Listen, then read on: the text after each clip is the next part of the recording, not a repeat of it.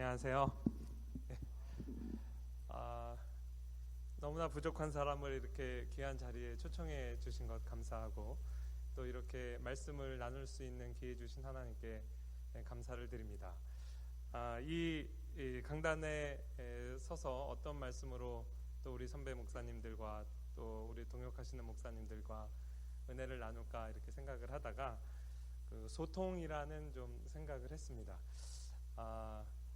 우리 선배 목사님들은 지금 합신에서 가르치는 젊은 교수들이 수업 시간에 무슨 내용으로 우리 후배들을 교육하나 또 궁금하기도 하실 겁니다.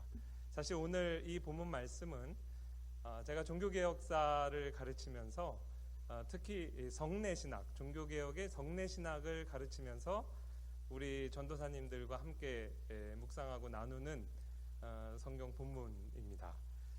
그리고 가장 합신이라는 그 울타리 안에서 하나님께서 저를 합신에 보내시고 합신에서 개혁주의 신학을 공부하게 하시고 또 유학을 하고 다시 모교에 돌아와서 가르칠 때 가장 사연이 깊은 그러한 이제 에피소드들을 담아내는 이제 본문이기도 합니다.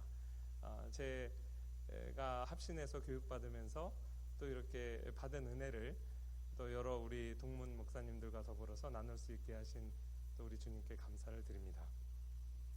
그 사복음서에서 오병이어의 사건은 매우 핵심적인 위치를 차지하고 있습니다. 사복음서 전체에서 기록이 됐죠. 마태복음 14장, 마가복음 6장, 누가복음 9장, 요한복음 6장 이렇게 모든 사복음서에서 오병이어 사건을 중요하게 다루고 있습니다. 특히 요한복음은 오병이어 사건 이후에 예수 그리스도께서 이 오병이어 사건을 친히 이 표적을 해석하시면서 하늘에서 내린 만나로 본인 자신을 계시하시는 중요한 강설이 포함이 되어 있습니다.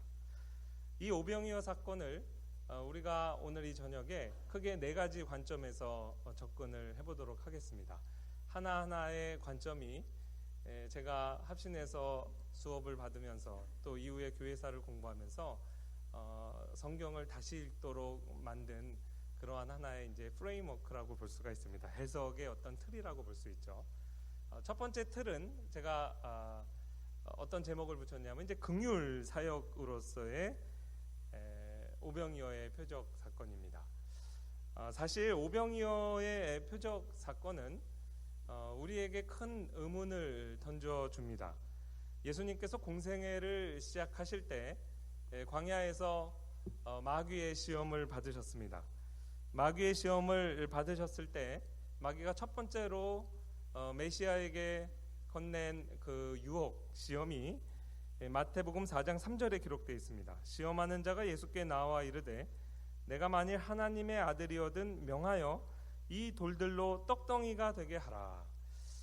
메시아로 이 땅에 도래한 예수 그리스도를 향해서 마귀의 시험의 핵심은 메시아가 되는 가장 쉬운 길을 제시한 것입니다.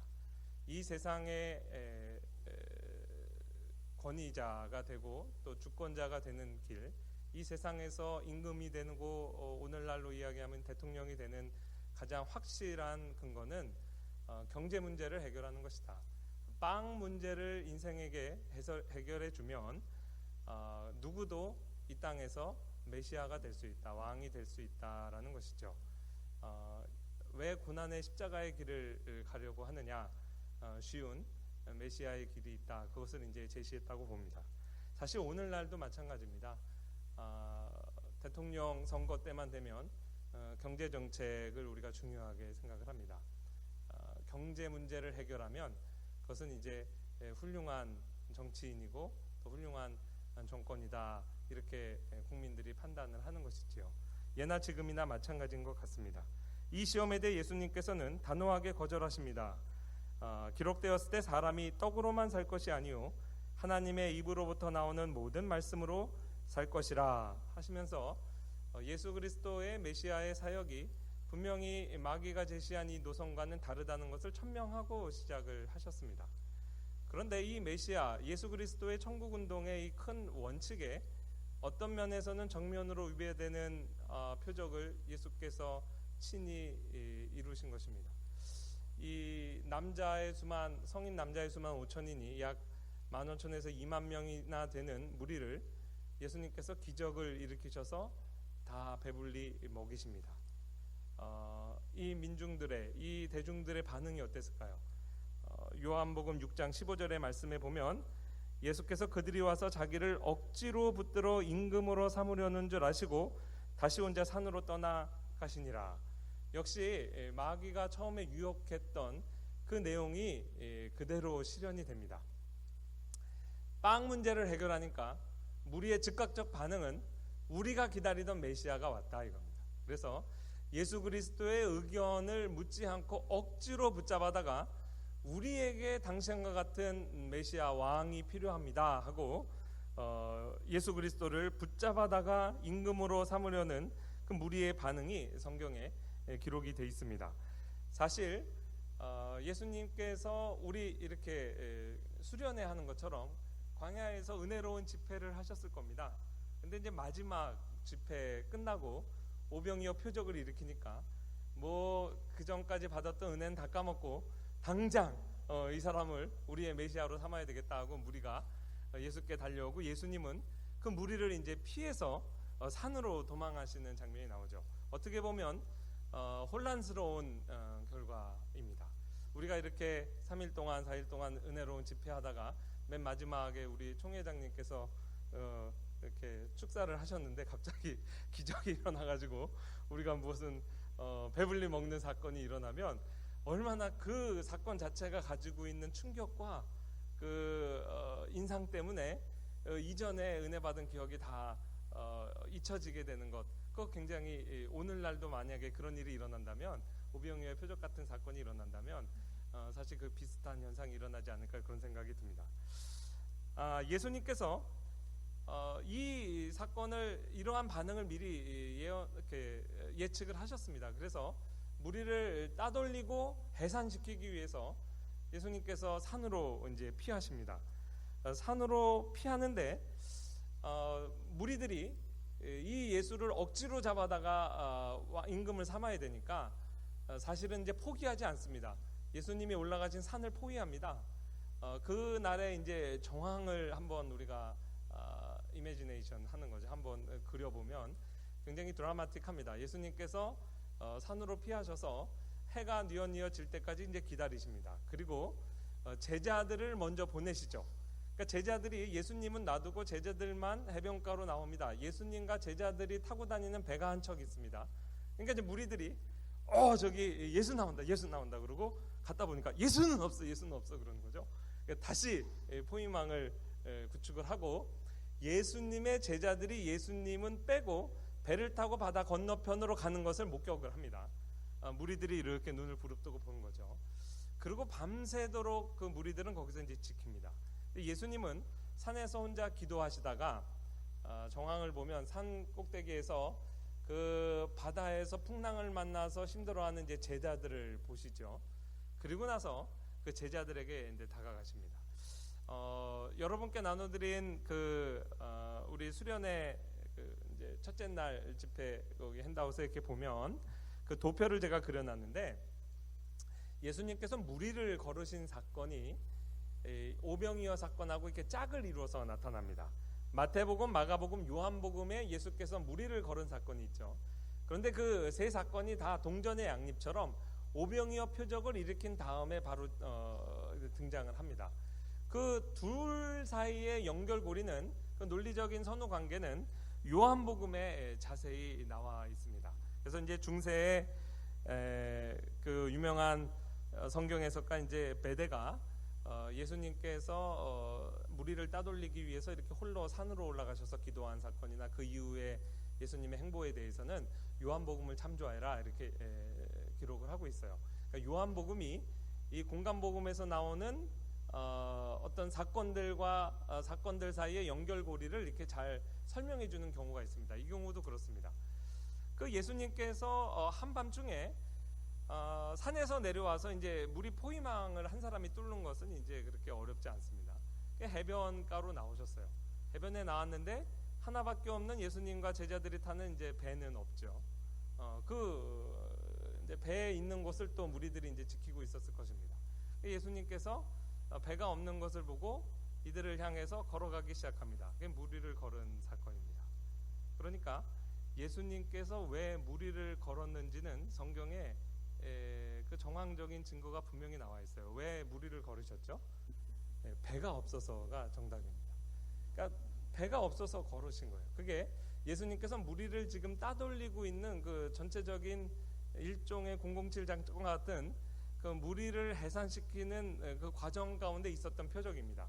아무 이유 없이 그렇게 기적을 행하시지 않습니다. 그리고 필요 이상 하지도 않습니다. 중간에 배 있는 데까지 이르러서는 이제 그 배 타고 그 바다 건너편에 이제 가셨죠.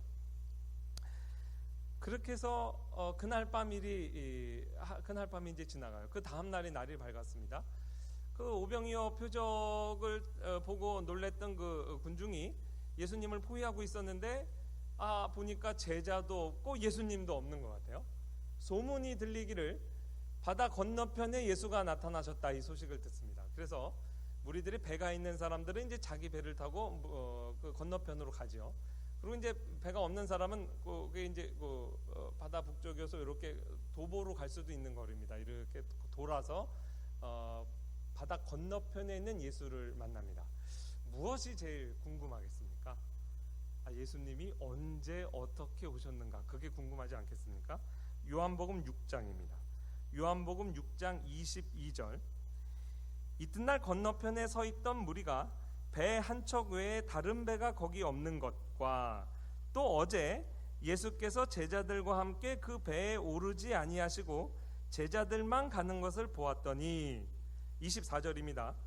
무리가 거기에 예수도 안 계시고 제자들도 없음을 보고 곧 배들을 타고 예수를 찾으러 가버나움으로 가서 바다 건너편에서 만나. 첫 번째 질문입니다. 랍비여, 언제 여기 오셨나이까? 얼마나 궁금하겠습니까? 그러니까 예수님께서 이 질문에 대답을 하셨을까요? 야, 내가 배가 없어가지고 걸어왔다 임마. 그러면 이 사람들이 안 그래도 지금 오병이어 표적을 보고 완전히 반한 상태인데, 야, 정말 기가 막힌 메시아가 왔다. 헬라의 신들 가운데 포세이돈, 물의 신이죠. 포세이돈보다도 강한 신이 왔구나. 얼마나 놀랬겠습니까? 그러니까 예수님께서 이 질문에 대답 안 하십니다. 그리고 나서 뭐라고 그러시냐면, 너희가 나를 이렇게 찾은 까닭은 표적을 본 까닭이 아니요 떡을 먹고 배부른 까닭이라. 썩는 양식을 위하여 일하지 말고 썩지 않는 양식을 위하여 하라. 굉장히 자존심 상하는 말입니다. 무리를 향해서 자존심을 상하는 말을 한 다음에 그 다음부터는 굉장히 예수님의 설교, 공생의 설교 가운데 제일 어려운 설교를 하십니다. 하늘에서 온 만나 인자를 먹지 않으면, 이런 말씀들을 하니까 도대체 이 예수님 설교가 무슨 말인지 알 수가 없다. 그러고 그들 사이에 이제 논쟁이 붙죠. 예수님이 아주 명확한 의도를 갖고 하신 겁니다. 무리를 해산시키기 위해서 그래요. 그래서 결국 예수님의 의도대로 됩니다. 요한복음 6장 66절 기억하기도 쉽습니다. 666. 그때부터 그의 제자 중에서 많은 사람이 떠나가고 다시 그와 함께 다니지 아니하더라. 어느 정도로 해산을 시키셨냐면 12제자도 눈치를 보니까 조금 쭈뼛쭈뼛해서 너희도 가려느냐? 그러니까 생명의 말씀이 여기 있으면 우리가 어디로 가겠나이까. 그리고 12제자 남기고는 일단 다 해산시킵니다. 다시 돌이켜보면 예수님이 과연 이러한 정황을 예측하지 못하셨을까? 충분히 예측하셨습니다. 그래서 이 길로 메시아의 길을 걷지 않겠다고 천명하신 거 아니겠습니까? 그럼에도 왜 이런 일을 행하셨냐는 것이죠. 부작용을 감수하면까지 오병이어의 기적을 베푸신 이유는 우리가 오늘 읽은 본문의 처음에 나옵니다. 마가복음 6장 34절. 큰 무리를 보시고 그 목자 없는 양 같음을 인하여 불쌍히 여기사. 예수님께서 오병이어 표적을 일으키신 그 동인입니다. 성경에 기록된 것은 불쌍히 여기사 이렇게 기록되어 있고요. 이 오병이어 표적과 평행하는 표적이 칠병이어 기적인 것을 우리가 알고 있습니다. 마가복음 8장 2절에서 3절에 보면 칠병이어 사건을 일으키실 때도 예수님께서 긍휼의 사역으로 긍휼한 마음으로 이 사건을 일으키신 것을 이렇게 성경이 기록합니다. 내가 무리를 불쌍히 여기노라. 그들이 나와 함께 있은지 이미 사흘이 지났으나 먹을 것이 없도다. 만일 내가 그들을 굶겨서 집으로 보내면 길에서 기진하리라. 그 중에는 멀리서 온 사람도 있느니라. 예수님께서 무리의 한 사람 한 사람의 정황을 정확히 파악하시고 이들의 배고픔을 불쌍히 여기셔서 어떻게 보면 예수님의 천국운동의 그 중요한 원칙을 스스로 깨면서까지 이 표적을 행하신 것입니다. 이 예수님의 마음을 처음에 제가 이제 청년 때 이제 깨달았을 때 마음이 참 울컥했어요. 그래서 제가 이제 저희 교회 청년부에서 이제 조장 맡으면서 늘 성경 공부를 인도했는데 이때 깨달은 이러한 말씀을 가지고 이제 우리 청년들과 같이 은혜를 나누었습니다. 그러면서도 그때 이제 합신에 입학하기 전입니다. 우리 조원들하고는 나누지 않았지만 마음속에 좀 의문이 있었어요. 그렇다면 이게 예수 그리스도의 긍휼 사역인 것이 전부라면 어떤 의미에서는 그 예수님의 공생의 3년 사역 가운데 일으키신 많은 표적들 가운데 이 표적은 그 필수적인 표적은 아니죠. 우발적인 사건이었고 좀 어려운 말로 하면 컨틴전트한 우유적인 사건이었던 것입니다. 그런데 이 사건을 사복음서가 굉장히 중요하게 조명을 이렇게 비추면서 예수님의 표적 가운데 공생의 사역 가운데 하나의 터닝 포인트로 이렇게 기록한다는 것이 조금 마음에 걸렸습니다. 그래서 신앙의 지성에 따르면 무언가 그것이 이제 해결이 안 된 거였어요. 이 오병이어의 사건이 예수님께서 어떤 천국운동의 원칙을 깨면서 즉흥적으로 우발적으로 불쌍한 마음으로 예외적인 사건으로 하셨다면 그 중요성에 비해서 그 어떤 동기에 비해서 이 사복음서에서 이 사건을 다루는 것이 비중이 너무 크다는 것이죠. 그리고 이제 합신에 입학을 했어요. 이제 1학년 1학기 때 박영선 교수님, 박영선 목사님 수업 시간이었어요. 여러분도 다 아시지만 우리 박영선 목사님은 과목 개설하는 타이틀하고 내용이 전혀 상관이 없습니다. 그러셔서 수업에 들어오셔서 어떤 내용으로 강의하실지 늘 이제 기대가 되는 정말 금요일 오후에 아주 담비와 같은 그런 수업이었는데 박영선 목사님 수업 시간에 마치 제 이 궁금증, 고민을 알고 말씀하시는 것처럼 이 부분을 주의하시는데 제가 스펀지처럼 그걸 확 이렇게 빨아들였습니다. 너무 궁금하던 차에 그게 해소가 됐어요. 두 번째 접근입니다. 교훈적 사역이죠. 이 본문을 이해하기 위해서는 구약으로 돌아가야 됩니다. 사람이 떡으로만 살 것이 아니요. 이 예수님이 제가 첫 번째 그 프레임워크에서 이제 인용했던 그 말씀을 처음에 하나님께서 계시하신 것은 이제 신명기 8장 2절에서 3절이죠. 구약 만나의 교훈입니다. 이것이 다 이 오병이어의 텍스트하고 아주 유기적으로 다 통합이 되어 있습니다. 신명기 8장 2절에서 3절 있습니다. 내 하나님 여호와께서 이 40년 동안에 내게 광야길을 걷게 하신 것을 기억하라.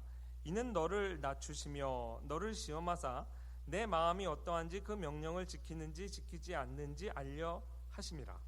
너를 낮추시며 너를 줄이게 하시며 또 너도 알지 못하며 내 조상들도 알지 못하던 만나를 내게 먹이신 것은 사람이 떡으로만 사는 것이 아니요 여호와의 입에서 나오는 모든 말씀으로 사는 줄을 내가 알게 하려 하심이니라. 지금부터는 잠시 동안 우리 박영선 목사님 주해를 소개를 합니다. 이 본문도 굉장히 특이합니다.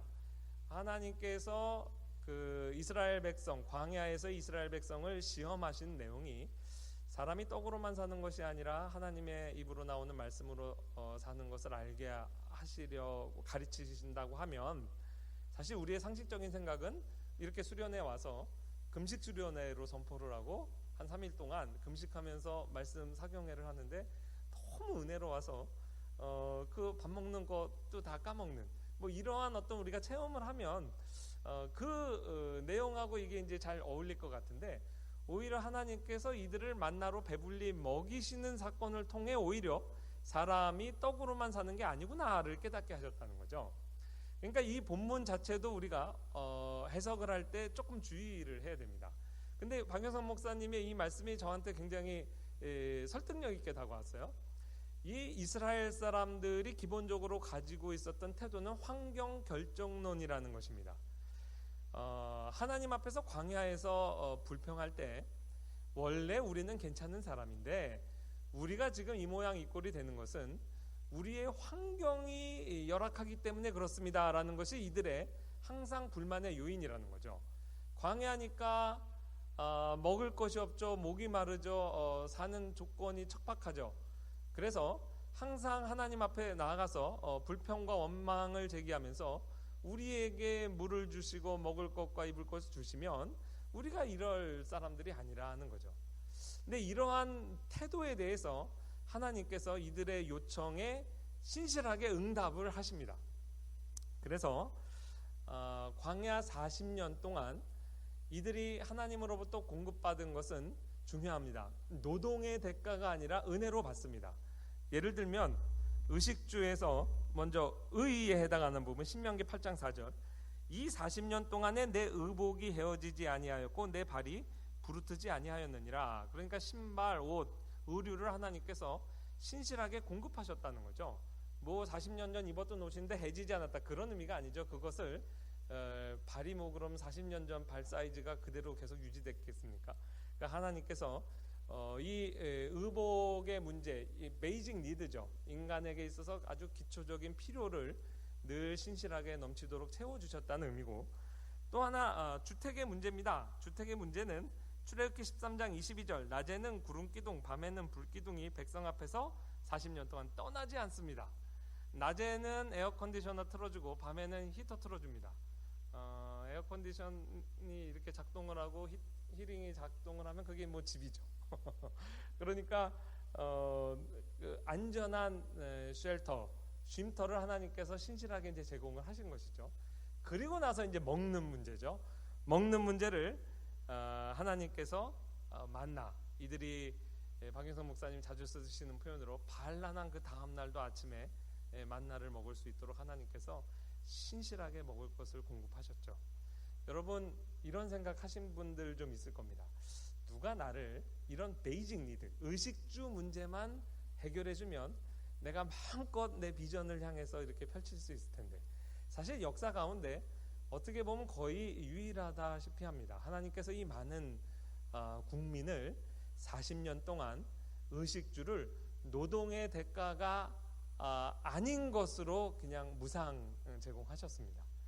그런데 그 결과 40년이 지난 이스라엘 사람들이 스스로를 돌아볼 때 환경이 바뀌었다고 이들의 인간성의 죄성의 문제가 해결됐나요? 그렇지 않습니다. 그거를 깨달을 때 사람이 빵 문제로 인간의 문제가 해결되는 게 아니구나, 그걸 이제 깨닫게 됐다는 것이죠. 제가 예전에 신학을 시작하기 전에 연구소에 이제 근무한 적이 있어요. 근데 제가 근무했던 연구소에 이제 뭐 아주 크진 않지만 이제 도서관이 있어요. 그러니까 이제 그 도서관에 각 과에서 이렇게 사람들이 책을 이제 대출하러 옵니다. 늘 자주 오시는 분이 있었어요. 사회학과 이제 박사 논문 탈고하고 강사를 하신, 지금 생각하면 이제 강사입니다. 근데 그분이 이제 사회학을 우리나라에서 제일 좋은 대학에서 제일 우수하다는 학생들을 가르치는 강사인데 저한테 그런 말씀 하더라고요. 자기가 이게 최근에 깨달은 건데 사람은 빵 문제를 해결한다고 인간 문제가 해결되는 게 아니라는 걸 본인이 깨달았대요.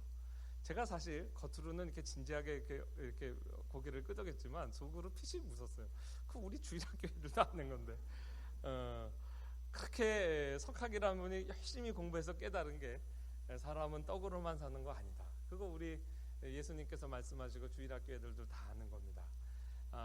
근데 하나님께서 구약 40년의 이 만나 교훈을 통해 이스라엘 사람들에게 그 동의를 받아내신 겁니다. 그런 면에서 보면 오늘 오병이어의 교훈과 이것이 평행 구조를 갖습니다.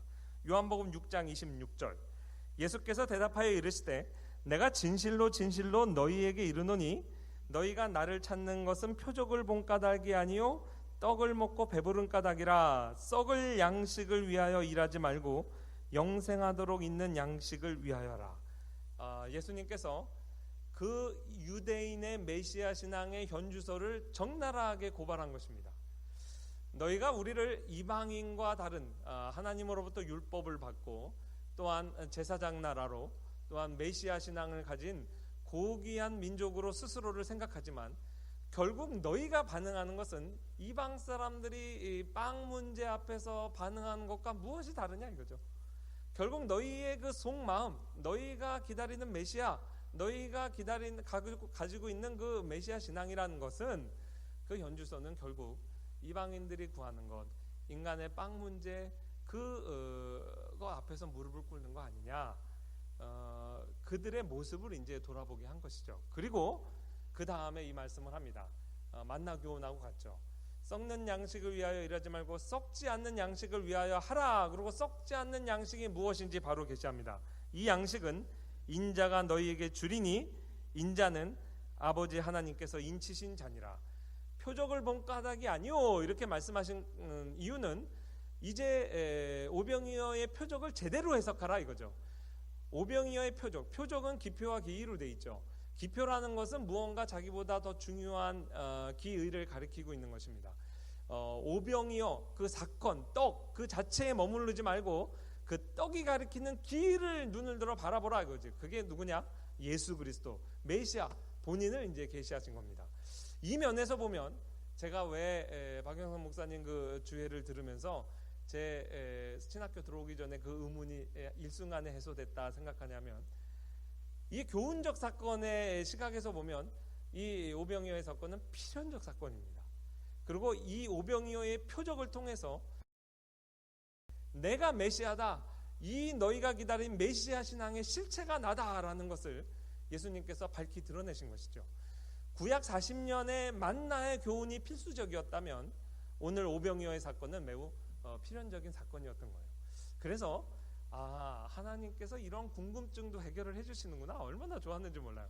이래서 신학교를 와야 되는구나. 그래서 신학교 오기 전과 후가 뭐가 달라졌냐면, 이제 신학 들어와서 제가 중등부 전도사 했거든요. 바로 설교했습니다. 박영선 목사님께 배운 이 주석에 이제 근거해서 예전에 제가 생각했던 그 긍휼 사역만으로도 굉장히 사실 은혜롭습니다. 그 은혜로운 컨텍스트를 또 펼쳐내면서 또한 신학적으로도 이것이 왜 예수 그리스도의 공생에 있어서 그토록 중요한 사건이었는지를 이제 설교했습니다. 그리고 아주 우리 합신에 들어온 것이 정말 복되다, 이렇게 이제 신학교 1학년 때, 1학년 1학기 때 1학기 마치면서 제가 사역을 시작했는데 바로 이 설교를 했던 것 같습니다. 근데 이제 여기서 그치지 않고요. 이제 해석의 어떻게 보면 절정이라고 볼 수 있습니다. 한 신학교 2학년 때쯤 됐을 겁니다. 성내전적인 표적의 사건으로 이 본문을 해석할 수 있게 되었습니다. 그리고 그것이 오늘날까지도 정말 중요한 하나의 그 해석의 틀로 제가 교회사를 이제 가르칠 때 사용을 하고 있어요. 우리가 생각하는 것보다 훨씬 중요한 해석의 틀입니다. 이 설교를 준비하면서 이제 파워포인트 5컷을 이제 준비했는데, 첫 번째 컷을 여러분 앞에 펼쳐놓습니다. 우리 그 수련회 핸드북에는 마가복음 텍스트를 소개를 했는데, 여러분이 보시는 건 지금 마태복음 텍스트입니다. 마태복음 14장 19절, 떡 5개와 물고기 2마리를 가지사 하늘을 우러러 축사하시고 떡을 떼어 제자들에게 주심에 제자들이 무리에게 주니, 여기에서 주동사로 등장하는 4개의 동사가 있습니다. 그런데 똑같은 동사가 마태복음 26장 26절 텍스트에서 동일한 순서에 따라서 사용됩니다. 그들이 먹을 때 예수께서 떡을 가지사 축복하시고 떼어 제자들에게 주시며 이르시되 받아서 먹으라, 이것은 내 몸이니라. 지금 성만찬의 텍스트입니다. 그러니까 오병이어의 텍스트에 사용된 4개의 주 동사가 성만찬을 제정하실 때 성만찬 제정의 성경의 기록에 등장하는 4개의 동사와 순서와 그 의미가 똑같습니다. 마태복음, 마가복음, 누가복음, 요한복음 똑같습니다. 원문 한번 보여드리겠습니다. 다음 건 열어주시면요, 지금 마태복음에 가지사 그 람바노 동사 테이크 동사를 썼고요. 그 다음에 율로게오 축복하시고, 브레이크, 클라오, 기브 동사는 디도미 해서 이 네 개의 헬라어 원어가 이 성만찬의 텍스트하고 오병이어의 텍스트하고 똑같습니다. 이것은 성령께서 성경 저자를 감동하셔서 일부러 똑같은 단어를 쓰셨다고 저는 믿습니다. 평행 구조라는 거예요. 그래서 이 오병이어의 텍스트를 성내전적으로 해석할 수 있는 해석의 틀을 성경 스스로 우리에게 제공한다고 봅니다. 제가 그때 신학교 2학년 때 사실 그 신학교 2학년이 아니고 그 이후에 지금 연도로 보면 2005년에 출판된 거니까 정진호 교수님의 떡의 전쟁이라는 책이 나왔어요. 그러니까 이 해석을 알고 나서 아마 이 책을 제가 본 것 같습니다. 그 연명과기대 정진호 교수님이 이 떡의 전쟁이라는 책에서 이와 똑같은 해석을 하고 있어요. 근데 이 해석을 한 걸음 조금 더 발전시켜서 하나님께서 우리 육을 취할 때 그 테이크 동사를 썼다. 그래서 여기서 예수님께서 떡을 취했다라는 말에서 좀 알레고리컬하게 해석하는 거죠. 성육신을 도출해내고요. 그 다음에 예수님께서 축사하셨다는 것을 예수 그리스도의 요단강에서 세례받으신 사건, 세례받았을 때 성령께서 강림하신 사건과 연관짓습니다. 그리고 브레이크 동사를 예수 그리스도의 십자가, 그것은 뭐 교회사를 통해서도 너무나 자연스럽게 연결되는 겁니다. 그래서 이렇게 성만찬할 때 원래 빵을 이렇게 쫙 쪼개지 않습니까? 그거를 이렇게 브로큰 피스라고 그러죠. 이렇게 예수님의 살이 이렇게 찢긴 그것을 이제 표현한 거다. 그래서 이거는 십자가. 그 다음에 이것을 제자들에게 주시는 것, 대의 위임령하고도 연결될 수 있고, 이것을 우리에게 베푸시는 구원으로 이렇게 약간 풍유적으로 해석을 하셨어요. 근데 이 정도까지 나갈 필요는 없습니다. 단지 이 오병이어의 텍스트와 성만찬의 텍스트가 서로 병행 구조를 갖는다는 것만을 아는 것으로도 우리가 이 본문을 성내전적으로 해석하는데 충분한 정당성을 얻을 수 있다고 봅니다. 그러고 나서 보면 예수님께서 요한복음 6장 오병이어의 사건에 대한 그 강설에서 본인을 생명의 떡으로, 하나님의 떡으로, 하늘에서 내려온 떡으로 소개를 하심을 통해서 충분히 성내전적인 기의에 해당하는 해석의 이제 틀을 또한 마련해주고 계십니다. 박윤선 목사님의 주석을 제가 나중에 보게 됐어요. 물론 그 전에도 읽었겠지만 성내전적인 어떤 해석의 틀에 대해서 혹시 우리 목사님이 언급을 하셨나 보니까 있습니다. 뭐라고 말씀하시냐면 아주 명시적으로 오병이어 표적에 대한 성내전적인 해석, 이 이적은 예수님께서 십자가에 못 박혀 죽으심으로 그 살과 피로 우리의 영혼을 살리신 일에 대한 예표다. 성내전적인 해석이 가장 중요한 해석의 틀이라는 것을 우리 박윤선 목사님께서 말씀을 하셨어요. 여러분, 예수님의 입장으로 그러면 생각을 하면요, 어떻게 한 사람이 십자가에 달려서 속죄의 죽음을 죽음으로 그 많은 사람들, 오고 오는 세대의 수많은 신자들이 구원을 받고 속죄의 혜택을 얻을 수 있겠는가? 그러한 이제 질문에 대해서 로마서 5장에 첫 번째 아담, 두 번째 아담 논리가 있지 않습니까? 그래서 한 사람으로 말미암아 모든 인류가 정죄받은 것처럼 세컨 아담으로 오신 한 예수 그리스도의 순종으로 말미암아 우리가 그 구속의 혜택을 얻는 것이 뭐가 이상하냐? 이제 사도 바울이 그런 식으로 논증을 하죠. 예수님이 스스로 그것이 가능하다는 것을 보여준 사건이, 표적적으로 보여준 사건이 이 오병이어의 사건인 거예요.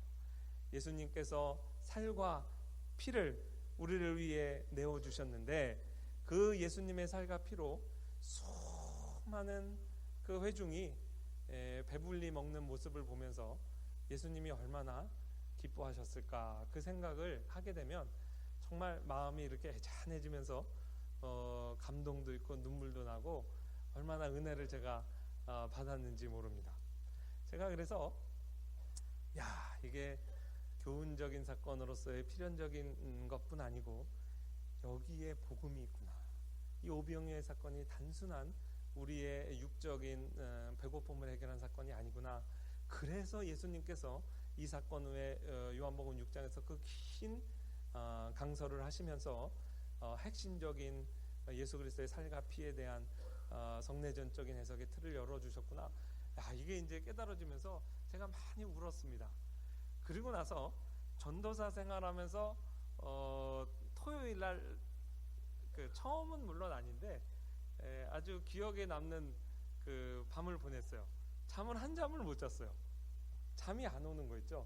왜 그러냐면 빨리 설교하고 싶어가지고 이걸 우리 중등 아이들에게 빨리 설교를 해야 되겠다. 여태까지 내가 오병이어 이 텍스트 가지고 이렇게 말씀을 선포했는데 너희들이 아직 듣지 못한 정말 깊은 은혜가 있어. 그리고 이제 막 너무 그 설교자의 기쁨이랄까? 그때 막 느꼈어요. 그래서 전도사 때 이런 맛으로 또 합신에 와서 신학교 오기 정말 잘했구나. 그냥 청년부 간사로만 이렇게 섬기면 이런 정도의 성경 해석의 깊이를 아마 못 배웠을 텐데 말씀은 똑같은 말씀, 잘 아는 말씀 같지만 읽을 때마다 정말 새롭구나. 그러면서 이 본문을 가지고 또 이제 설교를 했습니다. 그러고 나서 이제 교회사 제가 가르치면서 중세의 성경 해석, 토마스 아퀴나스의 카타나 아우레아 글을 통해서 교부들이 어떻게 본문을 해석해왔나 봤더니요, 교회사 전통에서 제일 많이 선택된 그 해석의 틀이 이 성내전적인 모델이에요. 그러니까 중세 시대에도 늘 그 틀을 갖고 이제 해석을 해왔더라고요. 그거 외에 조금 더 이제 교회론적인 해석을 한 부분 이렇게 한 마디씩만 제가 소개를 하면 흥미로워서 소개합니다. 이거는 이제 보통 우리가 보는 주석들에는 잘 안 나타나요. 그레고리가 이렇게 얘기했어요. 주님께서 무리를 여러 그룹으로 구분하여 앉히신 것은 다양한 교회들이 모여 하나의 공교회를 이루는 모습을 보여준다. 그러니까 그 그룹핑을 해서 앉은 것 자체가 교회론적으로 보는 거예요. 그러니까 교회 안에서 이루어지는 성례로 해석할 수 있는 하나의 틀이 되죠.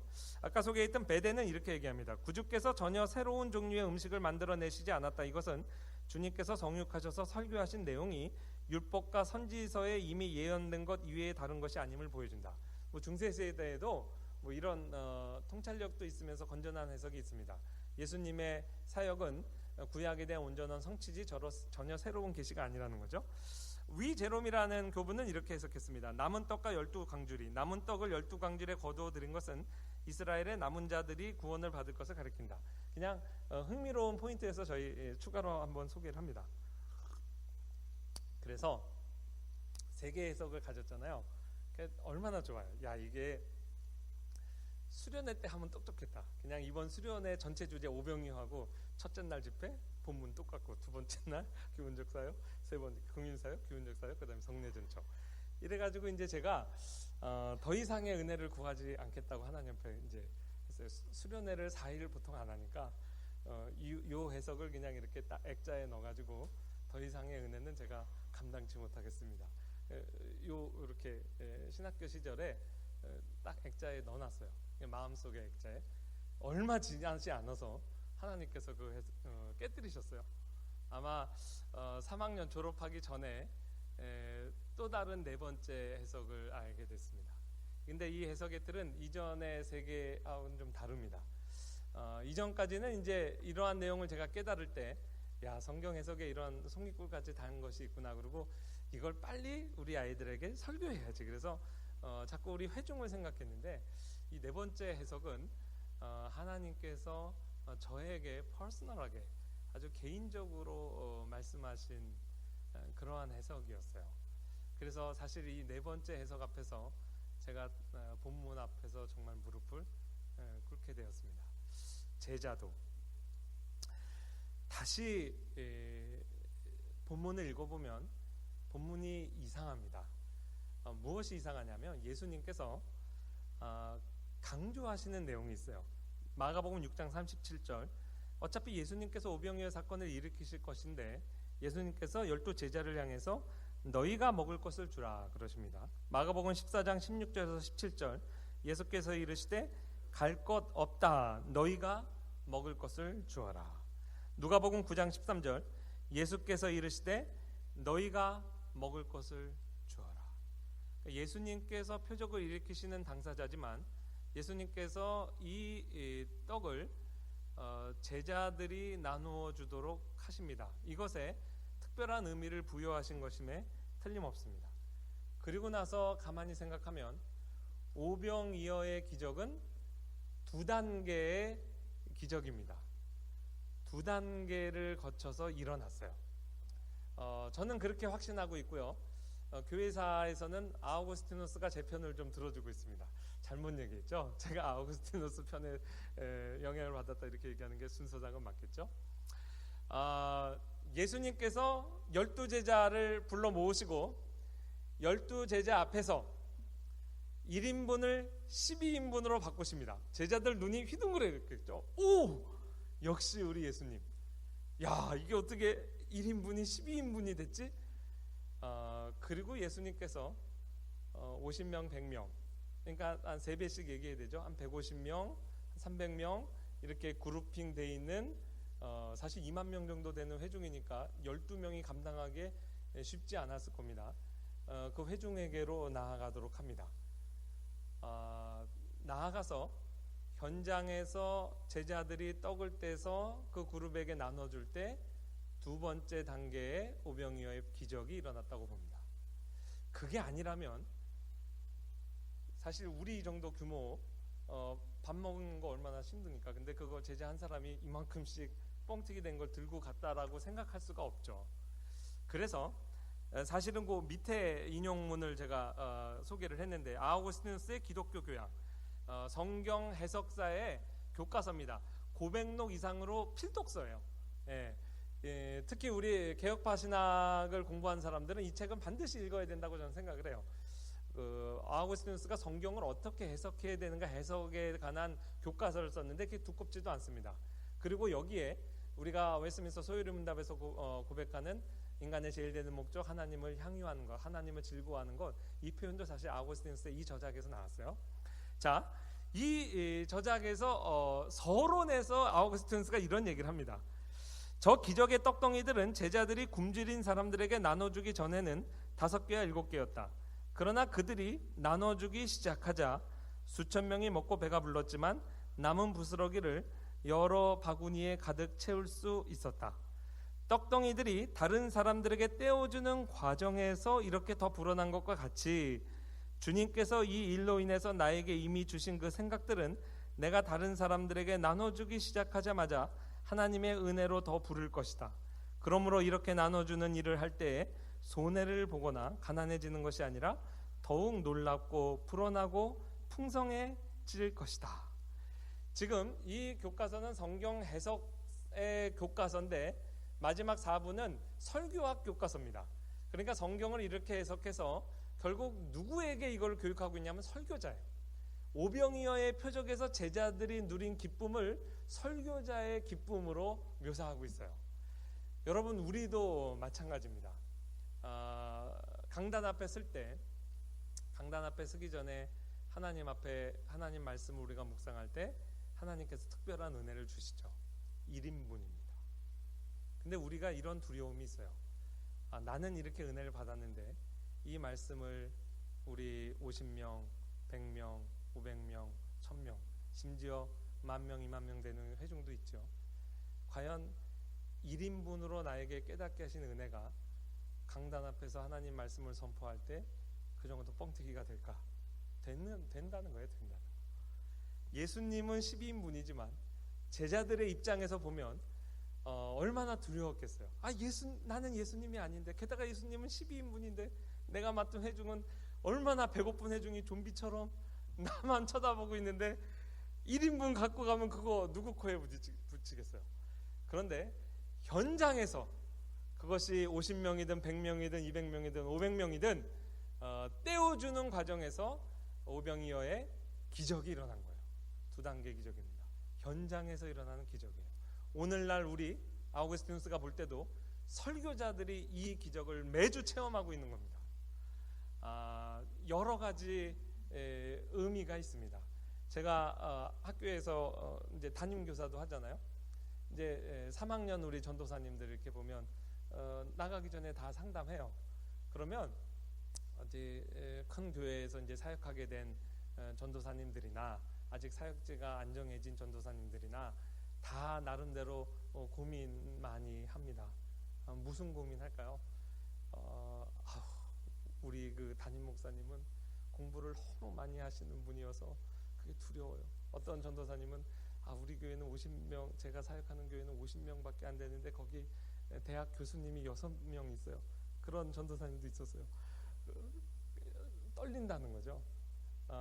그때 제가 종교교육사 시간에 공부했던 이 본문 다시 상기를 시킵니다. 야, 목회 현장에서 네 음식 나누는 게 아니라 하나님의 음식을 나누는 거야. 그리고 목회를 자기의 목회 철학이나 자기의 어떤 지식으로 합니까? 자기의 간증으로 합니까? 저도 처음에 막 전도사 때 뜨거워가지고 간증이 많았어요. 전도사 되자마자 8번 정도 설교할 때마다 제가 간증을 했어요.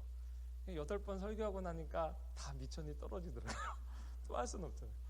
자기의 체험 간증 2달을 못 갑니다. 그리고 그 회중이 얼마나 세상적으로도 공부도 많이 한 사람, 각 전문 분야에 탑을 하는 사람들도 앉아있는데 그 사람들이 내 생각 들으려고 앉아있는 거 아니잖아요. 그래서 전도사님들한테도 그 얘기 하는 거죠.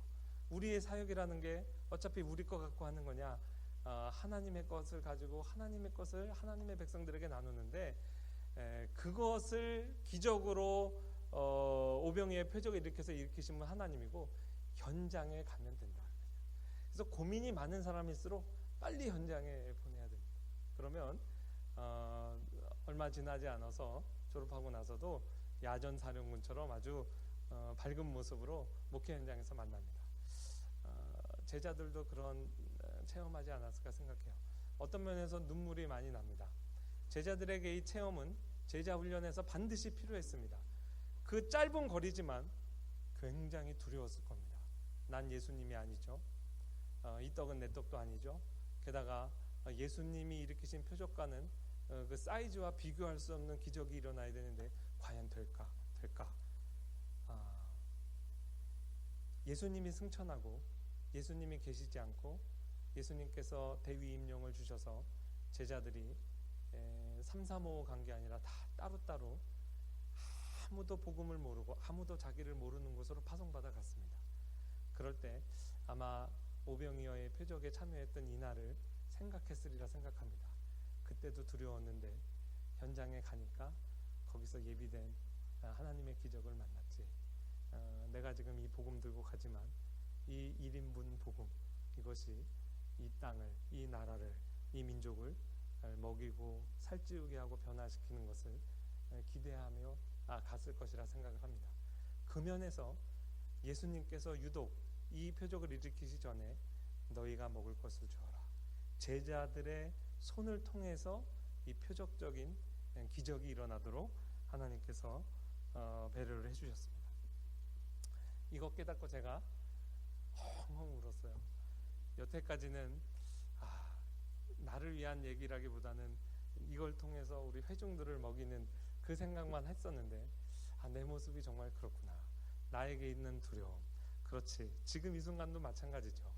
저 젊은 교수라고 와가지고 목회 연륜이 많으신 여러분 앞에서 제가 이런 거는 공부해보니 이런 얘기하면 사실 겉으로는 이렇게 인자한 표정을 지시지만 속으로 저놈이 무슨 자기 얘기를 하나 이렇게 생각하실지 모릅니다. 그러나 교회사를 공부하면서 성경 해석사를 또 가르치면서 또 공부하면서 우리의 선배들이 이 말씀을 이렇게 깨달았고 이렇게 적용했고 현장에서 이런 능력들을 체험을 했구나. 그리고 지금의 나의 정황과 우리의 목회 정황을 보면 오병이어의 표적이라는 것은 지금도 살아있고 우리가 날마다 매주일마다 체험하는 것이구나. 그것을 이제 깨닫게 되었습니다.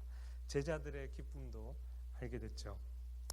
적용을 한번 해보겠습니다. 그래도 지교회에서 이렇게 적용할 때 얘기할 수 없는 얘기까지 조금 한번 깊이 들어가 보겠습니다.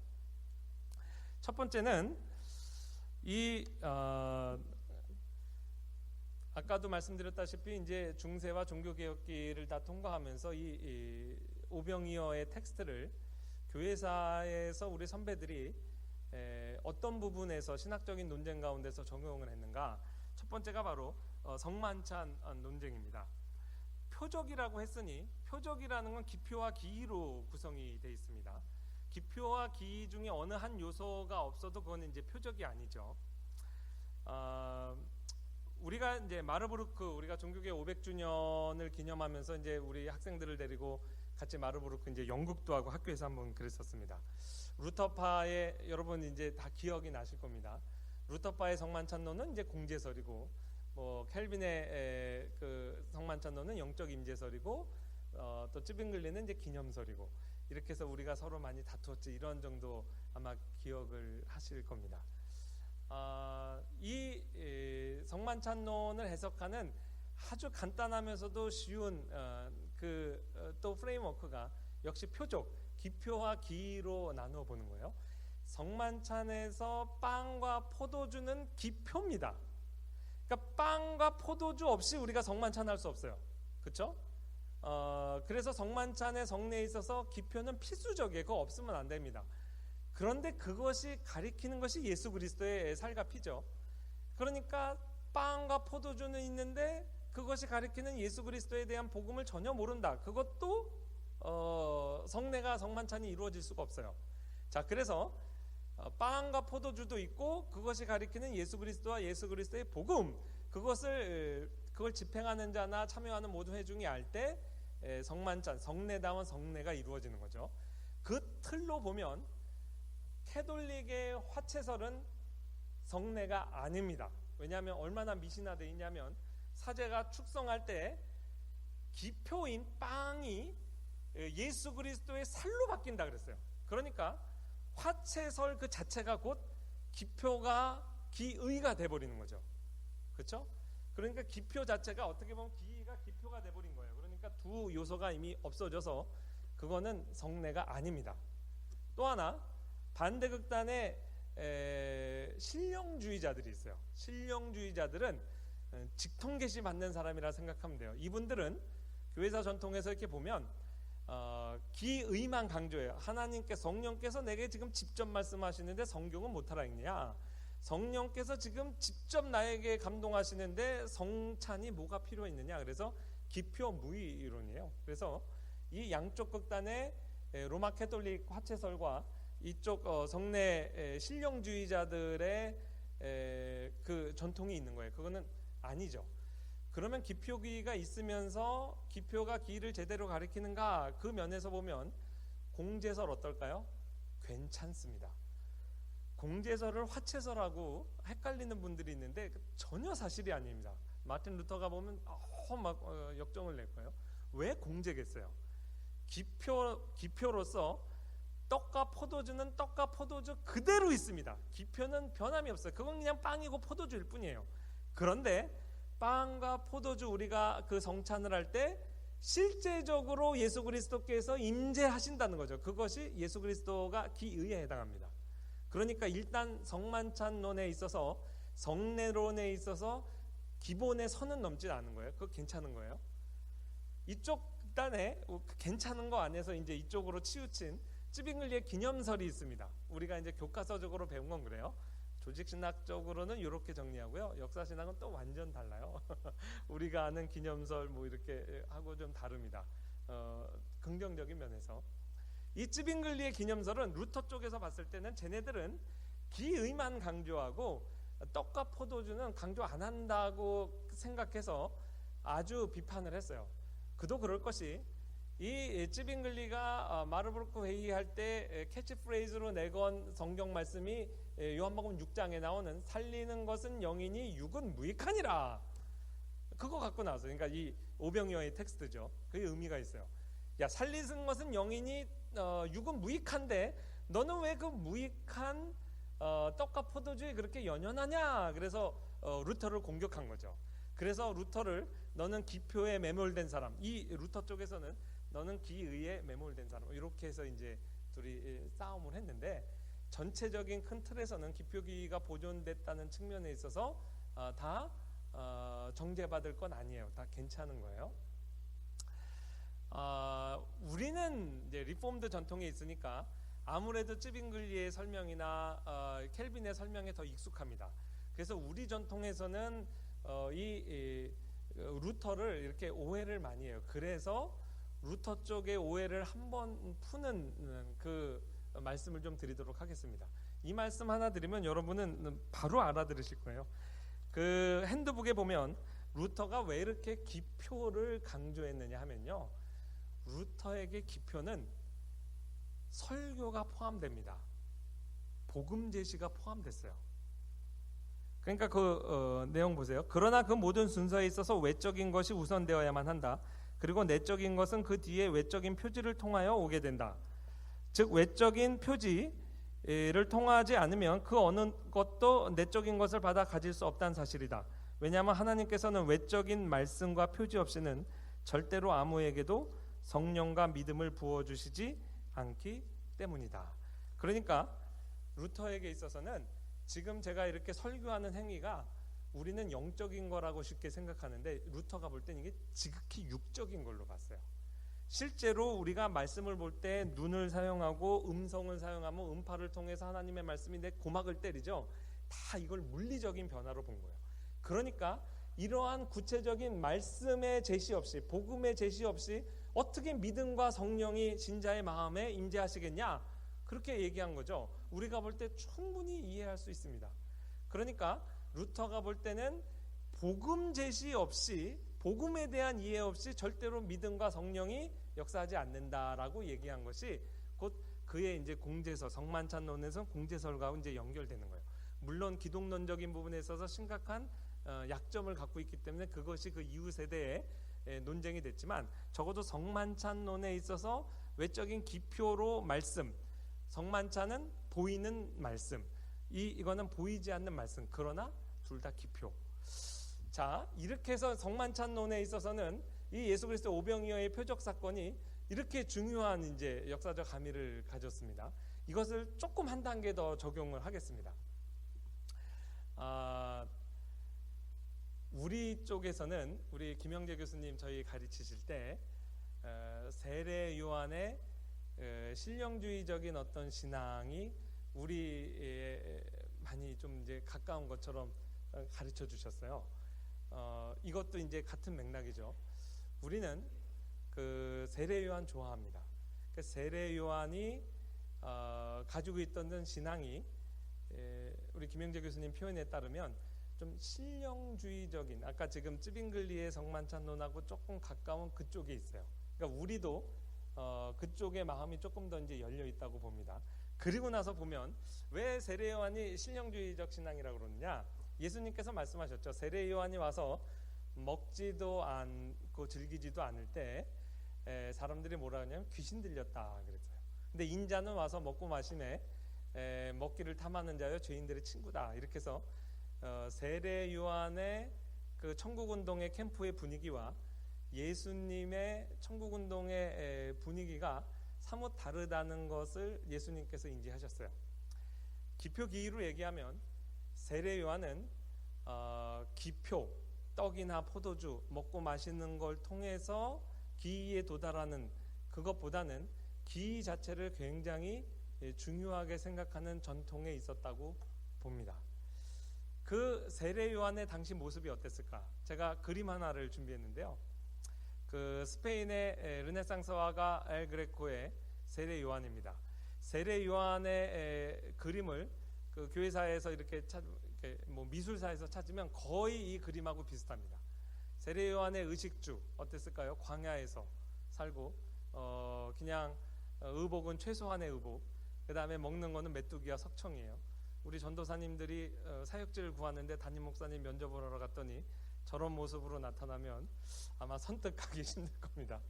우리 담임 목사님이 금식을 밥 먹듯 하는데 부목사들이 맛있는 거 사 먹으러 다닐 수 없잖아요. 이 세례 요한은 비장하죠. 금식으로 무장하고. 그런데 이 세례 요한의 입장에서 예수님 기다리던 메시아의 도래를 눈으로 봤고 계시도 받았고 예수님에 대해서 얼마나 관심이 많았겠어요.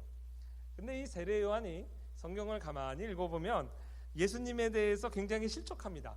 여러분 잘 아는 사건으로 마태복음 11장에 예수님께서 행하시는 일들을 다 감옥에서 들은 다음에 자기 제자들을 보내서 예수님 정말 오실 메시아 맞습니까? 이렇게 묻는 장면이 나오죠.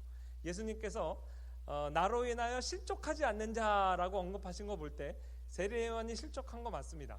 근데 세례 요한이 하루아침에 실족한 게 아니고 일종의 단계를 경험을 합니다. 요한복음 1장 7절에 보면 빛이 어둠 가운데 왔을 때 어둠이 깨닫지 못해가지고 세례 요한의 신분이 그 빛에 대하여 증거하는 자라고 성경이 묘사합니다. 사실 빛은 자명해서 증인이 필요 없는데 예수님을 얼마나 기다렸겠어요. 근데 그 기다린 예수님을 사람들이 못 알아봐요. 그래서 세례 요한이 자기의 증거를 통해 메시아이심을 사람들로 하여금 믿게 하는 영광스러운 소명이지만 어떤 의미에서는 자기의 기대에 못 미치는 메시아일 수도 있습니다.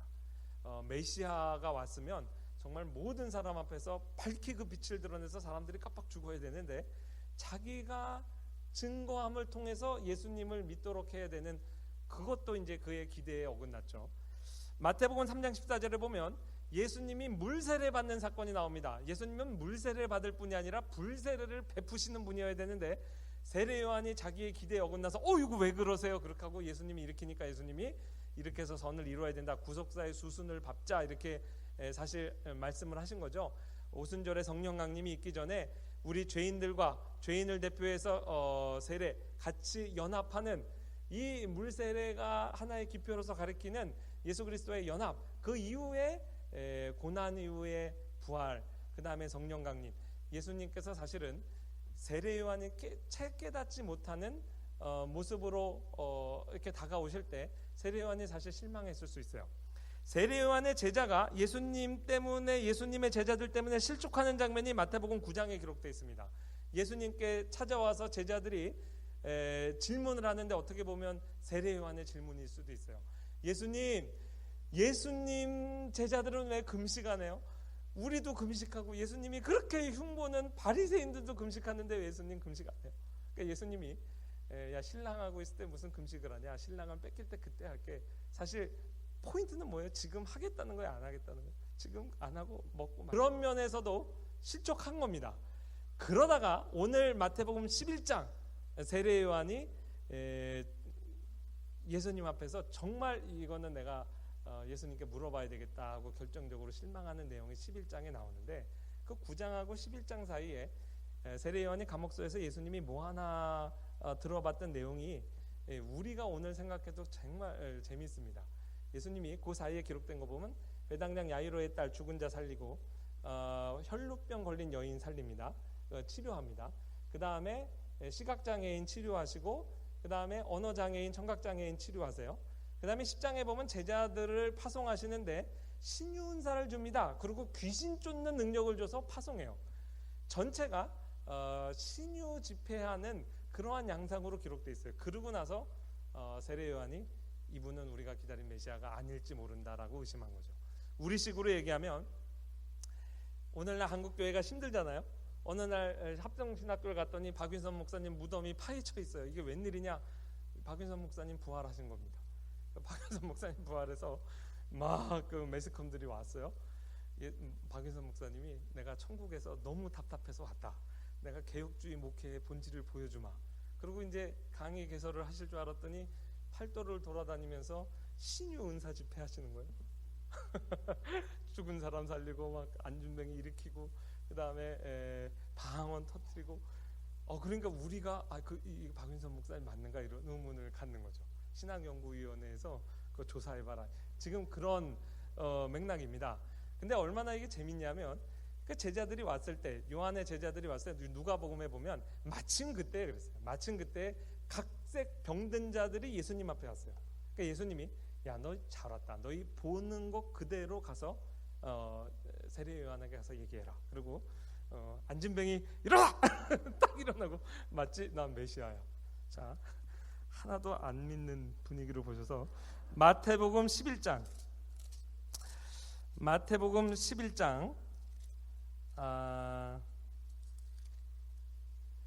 3절에서 5절입니다. 예수께 여짜오되 오실 그이가 당신이 오니까 우리가 다른 일을 기다리오리까. 예수께서 대답하여 이르시되 너희가 가서 듣고 보는 것을 요한에게 알리되 맹인이 보며 못 걷는 사람이 걸으며 나병 자가 깨끗함을 받으며 못 듣는 자가 들으며 죽은 자가 살아나며 가난한 자에게 복음이 전파된다 하라. 누구든지 나로 말미암아 실족하지 아니하는 자는 복이 있도다 하시니라. 저는 이 말씀 읽으면서 얼마나 웃었는지 모릅니다. 웃으면서 은혜 받았어요. 왜냐하면 예수님께서 짧은 한 절, 5절 말씀을 인용하실 때 자그마치 이사야서 텍스트를 하나, 둘, 셋, 넷, 5군데 인용하십니다. 이사야 35장 5절에서 6절. 그때 맹인이 눈이 밝을 것이며 못 듣는 사람의 귀가 열릴 것이며 그때 저는 자의 혀는 노래하리니. 26장 19절. 주의 죽은 자들은 살아나고 그들의 시체들은 일어나리라. 이사야 29장 18절에서 19절. 그날에 못 듣는 사람의 체계의 말을 들을 것이 어둡고 캄캄한 데서 맹인의 눈이 볼 것이며.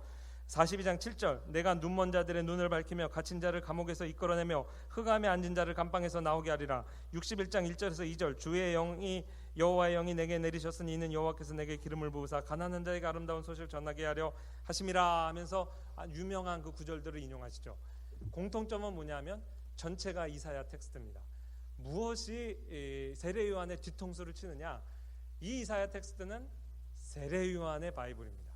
세례 요한이 광야에서 외치는 소리, 자기를 이사야의 예언에 나오는 그 예언과 일치시키면서 이사야서 전공자입니다. 우리 합신에는 박덕준 교수님이 이사야서 전공자인데 세례 요한이 이사야 전공이에요. 세례 요한이 이사야 강해를 얼마나 많이 했겠습니까?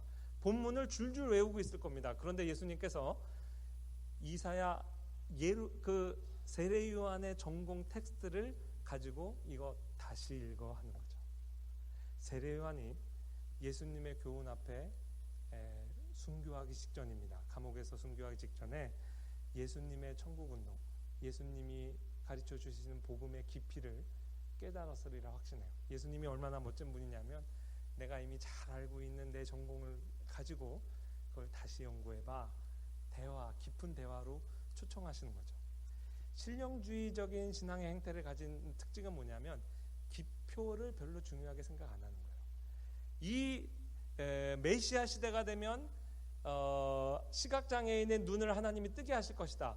이것이 육적인 의미겠습니까? 영적 사망 상태에 있는 우리 죄인을 예수 그리스도의 복음의 빛이 비쳤을 때 영안을 뜨게 하셔서 복음을 보게 하시고 말씀을 듣게 하시고 입을 열어서 하나님을 찬양하게 하시고 죽은 자가 살아난다는 건 영적 사망 상태에서 살아나는다. 영적 진리들, 기의를 가리키는 것이죠. 세례 요한의 해석은 맞았을 것입니다. 그러나 세례 요한이 놓치고 있었던 것은 이 기적들을, 이 일을 기표를 통해서 하신다는 거예요. 그래서 실제로 가난한 자를 배부르게 하고 눈먼 자들을 눈을 뜨게 하고 병약한 자들 병을 치료해서 육신의 병을 치료함으로 하나님이 우리의 영혼의 병을 치료하신다는 우리 인간의 전인구원의 좋은 복음을, 따뜻한 복음을 예수님께서는 펼치고 계신 것이고, 세례 요한의 캠프는 비장함만 있는 거예요. 먹는 게 뭐가 중요하냐? 이때가 지금 먹고 마실 때냐? 기도해야지. 금식을 밥 먹듯 하면서 비장함은 있지만 여유와 따뜻함과 음식이 없는 거예요. 우리 총회 합신의 총회 교직자 수련회인데 무슨 밥을 먹습니까? 3일 동안 금식합시다. 뭐 이런 거죠. 복음이 좋은 거. 그래서 제3세계로 우리가 복음을 전하러 갈 때 약도 들고 가고 빵도 들고 가고 문화도 들고 가고 이런 일을 하는 거예요. 근데 그것이 예수님의 캠프와 이 세례 요한의 캠프가 달랐던 것입니다. 다음 건 열어주시면 아주 재밌는 그림 보여드립니다. 여러분 다 아시는 레오나르도 다빈치의 1519년에 이 양반이 돌아가셨는데 생애 마지막 작품이에요. 레오나르도 다빈치가 마지막 작품을 세례 요한을 그렸어요. 그런데 너무 신기합니다. 제가 세례 요한 설교하느라고 세례 요한에 관련된 그 미술사에 나오는 웬만한 작품들을 다 찾아봤거든요. 하나같이 아까 엘 그레코의 모습하고 크게 다르지 않아요. 세례 요한이 웃지 않습니다. 근데 레오나르도 다빈치의 마지막 작품 세례 요한은요, 여성적이죠. 원래 세례 요한은 남성이어야 되는데, 게다가 살이 통통합니다. 게다가 웃어요. 유일합니다. 이거를 미술 전공자들이 작품 해설하는 거 다 마음에 안 들어. 원래 작품 해설은 주관적이잖아요. 저는 그냥 이렇게 해석을 해요. 세례 요한이 죽기 전에 예수님과의 대화를 통해 그의 영혼의 모습을 아마 보여주는 거다, 이런 생각을 합니다. 우리에게 맡겨주신 복음은 그렇게 비장한 사람들, 신령한 사람들만 받아들이는 게 아니에요. 경건치 못한 자를 경건하다 하시는 그 하나님의 따뜻한 은혜로움이 예수님의 캠프에 수많은 죄인들이 와서 왁작지껄 하면서 음식이 있고 포도주가 있고 교제하는 모습이 오히려 세례요한의 제자들이 시험에 실족할 정도로 그러한 모습이 오늘날 교회 안에 있는 것입니다. 그걸 통해 하나님께서 복음이 얼마나 좋은 것임을 우리에게 보여주시는 거죠. 그게 기표예요. 그래서 기표와 기이의 균형을 우리가 깨뜨리면 안 됩니다. 그렇다고 기표만 강조해서는 안 돼요. 이 교회 오면 먹을 것 많고 교제는 많은데 말씀이 약해. 그러면 안 됩니다. 그거는 기복신앙이에요. 너희가 나를 찾는 것은 떡을 먹고 배부른 까닭이라 썩는 양식 위하여 일하지 말고 썩지 않는 양식 위하여 하라. 기복신앙을 갖고 신앙을 시작하는 건 괜찮습니다. 그러나 그곳에 머무르거나 그것에 다인 것으로 생각하면 예수님한테 야단 맞습니다. 기이로 나아가죠. 그러나 기표와 기이가 다 균형을 맞춰야 되는 것입니다. 시간이 돼서 이제 마지막 적용을 하고 마칠 텐데요. 다 같이 한번 눈을 감아 보겠습니다. 우리가 다 하나님 앞에서 말씀의 사역자로 이제 부름을 받았는데, 오늘 오병이어의 텍스트를 통해서 하나님께서 깨닫게 하신 네 가지의 해석의 틀 한번 가슴에 좀 새겨보는 시간을 갖도록 하겠습니다. 여러분 자신을 생각하셔도 좋고, 여러분이 섬기고 있는 교회 공동체를 생각하시면서 우리가 한번 기도하면 좋겠습니다. 첫 번째는 목회적, 그래서 제가 적용이라는 타이틀로 4개의 해석의 틀을 다시 한번 여러분께 말씀을 드립니다. 긍휼 사역으로서의 오병이어, 이거는 생존을 위한 기본적 필요, 베이직 니드로 고통받고 있는 우리 교회 교인들을 위한 하나님의 위로의 말씀이라 생각합니다. 마가복음 6장 34절, 예수께서 나와서 큰 무리를 보시고 그 목자 없는 양 같음을 인하여 불쌍히 여기사. 마가복음 8장 2절에서 3절, 내가 무리를 불쌍히 여기노라. 그들이 나와 함께 있은지 이미 사흘이 지났으나 먹을 것이 없도다. 만일 내가 그들을 궁겨 집으로 보내면 길에서 기진하리라. 그 중에서는 멀리서 온 사람도 있느니라. 우리의 교인들 가운데 이 베이직 니드, 먹을 것이 없어서 굶어 고통받고 있는 교인이 있다면 분명합니다. 예수님이 그들을 불쌍히 여기십니다. 그리고 그들을 먹이시길 원합니다. 그들에게 진리라는 이름으로 너무 잔인하게 대하지 않기를 바랍니다. 먹고 사는 게 중요한 게 아니에요. 지금 우리가 이 진리를 아는 게 중요하죠. 성경 공부 나오세요. 이런 말씀하기 전에 신방 가서 구제비를 전달하고 먹을 것을 주고 삶의 여유를 좀 누릴 수 있도록 교회가 배려하면 좋겠습니다. 그게 예수님의 긍휼의 마음이라는 생각을 합니다. 두 번째는 교훈적 사용으로서의 오병이어입니다. 사람이 떡으로만 사는 것이 아니요 하나님의 입에서 나오는 모든 말씀으로 살 것이라. 너희가 나를 찾는 것은 표적을 본 까닭이 아니요 떡을 먹고 배부른 까닭이라. 썩을 양식 위하여 일하지 말고 영생하도록 있는 양식을 위하여라. 저와 여러분 가운데, 혹은 우리가 섬기는 교회 공동체 교인들 가운데 열심히는 사는데 너무 썩을 양식을 위해서만 열심을 내는 교우가 있다면 교훈적 사역 차원에서 권면할 수 있다고 생각합니다. 김 지사님, 너무 썩을 양식 위하여 그렇게 일하지 마시고 올해는 우리 교사도 하시고 제자 훈련도 받으시고 우리 영적인 양식 좀 먹는데 힘을 내 봅시다. 목사가 이게 목사죠. 그렇게 해서 이런 권면이 필요한 사람에게는 이러한 접근을 하는 거 굉장히 필요하다고 생각합니다. 성내전적인 표적으로서의 오병이어, 이것은 복음입니다. 예수께서 떡을 가지사 축복하시고 떼어 제자들에게 주시며 이르시되 받으라, 이것은 내 몸이라. 우리 목회 현장에서 매 강단을 통해 이 복음이 선포되어야 된다고 생각합니다. 오병이어의 표적을 경험한 무리들이 가만히 있어봐, 이게 1인분이 어떻게 이렇게 됐지? 나는 이거 좀 의심이 가서 안 받아 먹을래? 이런 사람 아마 없었을 것이라 생각합니다. 그 표적의 장엄함 앞에서 참여하는 것을 기쁨으로 알았을 겁니다. 우리의 복음 제시는 논리적 설득으로 되는 것 아닙니다. 받아 먹으라, 이것은 내 몸이라. 마틴 루터가 강조했던 본문이죠. 이성으로 복음이 다 이해되기 때문에 우리가 받는 것 아닙니다. 하나님의 말씀이기 때문에 받아 먹는 것입니다. 이 복음을 너무나 우리의 논리의 설득력으로 설득하려고 하지 말고 장엄하게 제시해야 된다고 생각합니다. 하나님께서 받아 먹으라, 이것은 내 몸이라, 이 복음 내 이성으로 다 안 돼도 믿으세요. 그러면 영생을 얻습니다. 이러한 복음 제시가 필요한 자들에게 우리가 말씀 사역자로서 강단에서 그리스도의 피의 복음을 전해야 된다고 생각합니다. 마지막은 제자도입니다. 갈 것 없다, 너희가 먹을 것을 주라. 우리에게 어떤 면에서는 큰 위로가 됩니다. 어차피 우리가 하는 사역은 내 떡으로 나누는 사역 아닙니다. 예수님의 살과 피를 나누는 사역이고 예수님께서 오병이어의 표적으로 함께 하시는 사역입니다. 너무나 혼자서 다 짐을 가질 필요가 없습니다. 현장에 나가면 거기에 예비된 하나님의 기적을 우리가 체험합니다. 그렇다고 해서 우리의 나태함을 정당화시켜 주는 건 아닙니다. 오병이어의 모델을 주는 제자도의 도전이 있습니다. 결국 예수 그리스도의 제자들이 예수님의 살과 피, 예수님은 승천하시고 그 1인분씩 들고 전 세계를 향해서 나갔을 때 예수님처럼 살았습니다.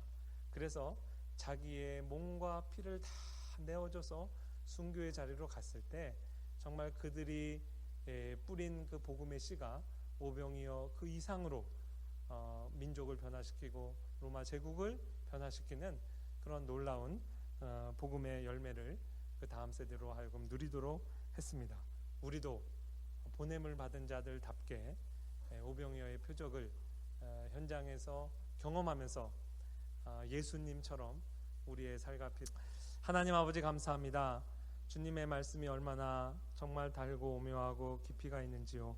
참으로 오병이어의 텍스트를